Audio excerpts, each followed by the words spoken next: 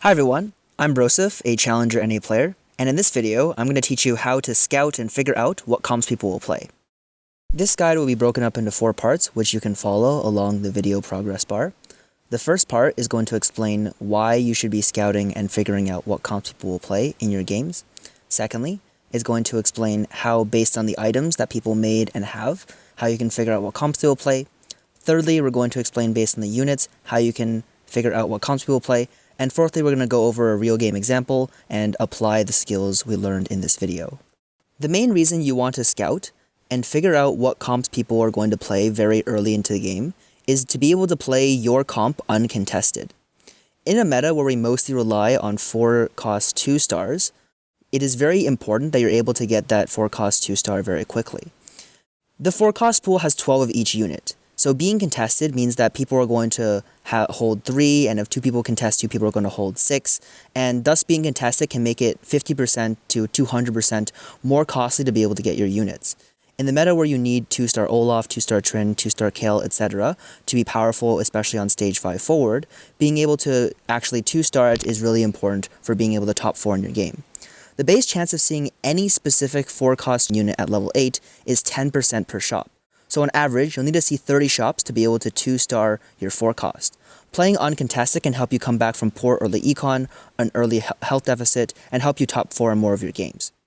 The second reason you want to figure out what comps people will play early is to be able to adjust your composition, your synergies, and your items to be good against the rest of your lobby.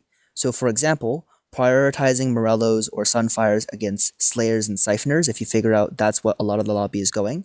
You can play Vanguard Mystics into 2 or 3 Keeper players because Nico does a good job at shredding those Keeper shields. And thirdly, you can play Slayers or Dragon Souls if there are a lot of Brawler players. And fourthly, you can build items such as Giant Slayer against a lobby with a lot of Brawlers or a lot of high health units such as 3 stars. Let's now go over how to be able to figure out what compositions people will go based on their made items. So I'm going to have a list of made items that have a generally strong indication as to what people are going to play later in the game. So, first off is Deathblade. If people build Deathblade, they're likely to play Olaf or Tryndamere or Samira. If people build Runan's Hurricane, they're likely to play Olaf or Samira. If people build Rapid Fire Cannon, they're either going to play Kale or Olaf. If people build Infinity Edge, there's a very good chance they're going to play Talon. If people build Jewel Gauntlet, they're probably going to play Kale, Asol, or Nico as their carries. If people build Last Whispers, they're probably going to play Olaf, Tryndamere, Samira, or Sivir. If people build Rageblade, they're likely to play Kale. And if people build Gunblade, they're likely to play Katarina, Asol, or Nico. So as a result, if you see people building these items early, you should be able to understand that they're going to go for these comps. And judging by the number of people that are going these comps in the lobbies, you can adjust what comp you're going for. So for example, if you see 3 or 4 people build Deathblade, it may be a good idea to go Kale to be able to play that relatively less contested, or maybe a good idea to play Sivir or Nico or some other comp that does well against Slayers, for example. Looking at people's units can also be helpful in figuring out what comps they're going to go. Even though people can sell their entire boards and pivot to a different comp completely, usually you can expect people not to do that because it can be very expensive and costly in terms of your health to do so. Upgraded units and synergies often serve as a foundation for what people are going to play. You're best able to predict what people will play based on their front line rather than their back line.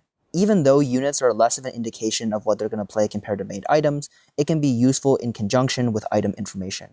So for example, Divines such as Irelia, Jax, Wukong, and Nasus pretty much mean that they're more likely to go Kale, especially if they have Kale items. Brawlers, 4 or 6 brawlers means that they're probably likely to play Dragon Soul, so either playing Olaf carry or Asol carry. And Elderwood, such as Maokai, Nunu, and Rakan, means that these players are more likely to go mages in combination with AP items.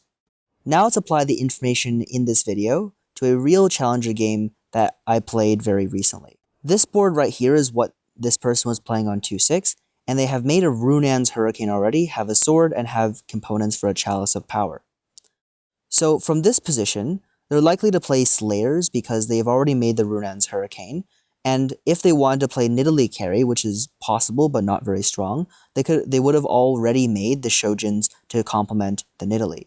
If you look at what their board looked like later, they indeed made the Chalice of Power that they could have made earlier, and still have the Warlord frontline on 3-4. Their endgame composition looked like this. So they ended up playing Samira carry with the Runan's Hurricane. They played Olaf, and they played Tryndamere. These are the units they contested this game. On to the next board.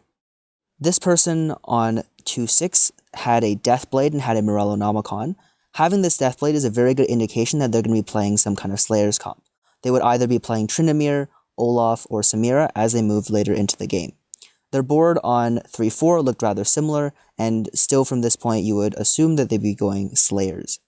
If you look at their endgame composition now, they ended up playing a Tryndamere carry with the Deathblade. They played Samira, and they also played a Pike to fill in the last Slayer, and Tryndamere was the main 4-cost carry that they contested this game. Then onto this board, we see that there is a Sunfire, a Chalice of Power. These items are rather flexible, so from this point we're not really sure what composition they're going. On 3-4, they have added in a Rage Blade and have another Tier and Belt, so from this point it is fairly likely that they would be going Kale. So at this point you would be safe to assume that they're going Kale. This person ended up playing Aesol because they hit a chosen Aesol on level 8. If you see right here, they have pretty much all Kale items on the Aesol.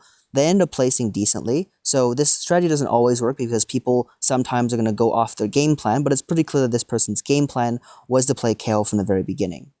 If you look at the next board here, this person has made GA and has also made Runan's Hurricane, and on 2-6, so we can be pretty comfortable in knowing that they're going to play Olaf, and probably Olaf specifically, or they could play some kind of other Slayer.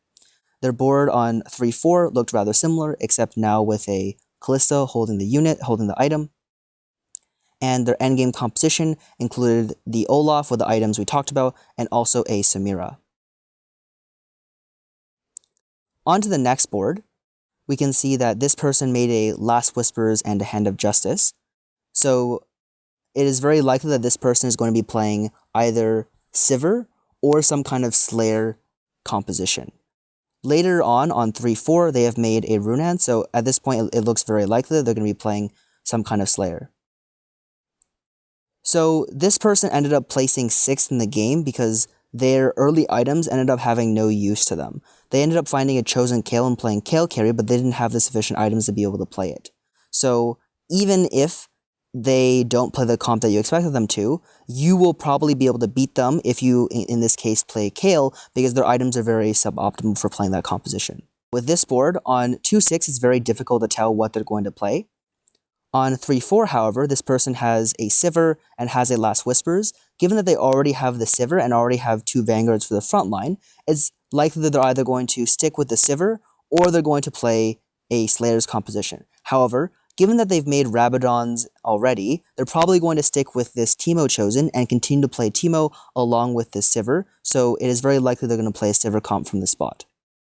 And in the end, they ended up playing a Sivir comp indeed, and ended up placing 7th in this game.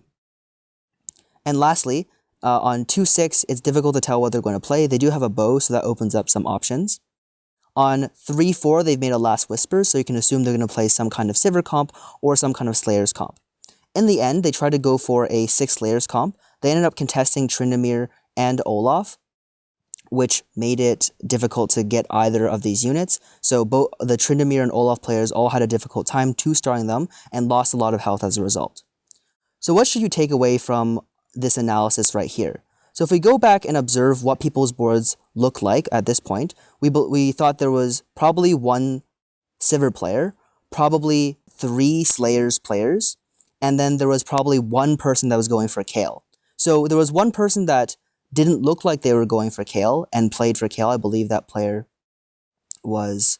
This player did not look like they were going for Kale, but did go for Kale. And then there was another player who ended up going for Kale, but did not look like they were going for Kale. So in this spot, when you know that Slayers are at least going to be triple contested, if you have okay items for going Kale, that's what you indeed should do in this game. And that's what I did do. I ended up playing Kale. I had an easy time finding my Kale too. I ended up placing 2nd, just under this person's final board, which had a Samira 2 on it, so I was very happy with that result.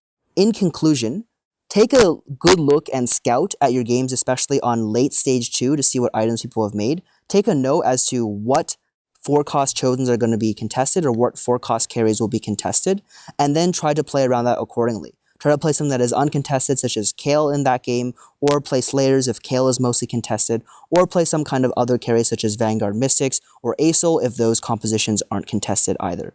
That way, you're much more likely to be able to top 4, because a lot of bot 4 games now come from just not being able to 2-star your carry and bleeding out on stage 5 as a result. So, thanks everyone for watching this video. If you have any feedback, please leave it in the comments, and feel free to subscribe or check out my Twitch stream. I'm streaming every day sometime in the evening in EST, so feel free to pop by.